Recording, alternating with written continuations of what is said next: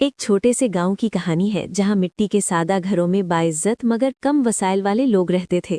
اسی گاؤں میں ایک نیک دل اور صابر لڑکی اپنی ماں کے ساتھ زندگی گزار رہی تھی۔ وہ کم میں خوش رہنا اور ہر حال میں اللہ پر بھروسہ کرنا جانتی تھی۔ ایک دن اس کے گھر ایک ایسا رشتہ آیا جو بظاہر شریف مگر دل سے کنجوس تھا۔ شادی کی بات ہوئی تو خوشی کم اور خرچ کا حساب زیادہ تھا۔ ہر چیز ناپ تول کر طے کی گئی۔ نکاح بہت سادگی سے ہوا، نہ کوئی خاص سجاوٹ تھی اور نہ خوشیوں کا شور، بس چند لوگ اور خاموش دعائیں تھیں۔ رخصتی کے وقت ماں کی آنکھیں آنسوؤں سے بھری تھیں اور بیٹی ایک انجان اور سخت دنیا کی طرف قدم بڑھا رہی تھی۔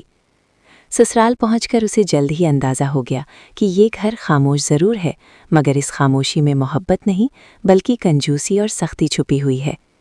یہاں کھانے میں تھوڑا سا سالن، پانی کی ہر بوند پر پہرا اور روشنی بھی اجازت اور حساب سے جلتی تھی۔ دن گزرنے لگے مگر حالات نہ بدلے۔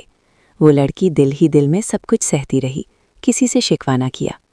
رات کے اندھیرے میں بس اللہ کے آگے ہاتھ اٹھا کر دعا کرتی اور صبر مانگتی رہی۔ شوہر سب کچھ دیکھتا اور سمجھتا تھا، مگر ماں کی سختی اور برسوں کی عادت کے باعث خاموش رہتا تھا۔ اس کی خاموشی بھی اس لڑکی کے لیے ایک آزمائش بن چکی تھی۔ گاؤں کی عورتیں آہستہ آہستہ کہنے لگیں کہ یہ گھر غربت کا نہیں بلکہ دل کی کنجوسی کا شکار ہے۔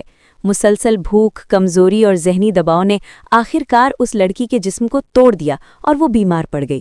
مگر جب دوا لانے کی بات ہوئی تو پیسے گن کر واپس رکھ دیے گئے، جیسے انسانی جان بھی خرچ سے کم قیمتی ہو۔ ادھر اس کی ماں دور اپنے گھر میں رات کے اندھیرے میں چراغ جلا کر بیٹی کی سلامتی کے لیے روتے ہوئے دعائیں مانگ رہی تھی۔ پھر ایک رات قدرت نے بھی اس گھر کا امتحان لیا۔ آسمان پر گھنے بادل چھا گئے، تیز آندھی چلی، بارش برسی اور اسی گھر کا سخت دل سسر خود شدید بیماری میں مبتلا ہو گیا۔ گھر میں خوف، پریشانی اور بے بسی پھیل گئی۔ اس وقت وہی بہو جس پر کبھی رحم نہیں کیا گیا تھا، بغیر کسی شکوے کے پورے دل سے اس کی خدمت میں لگ گئی۔ پانی پلانا، دوا دینا، اس بے لوث خدمت نے ساس کے دل کو ہلا کر رکھ دیا۔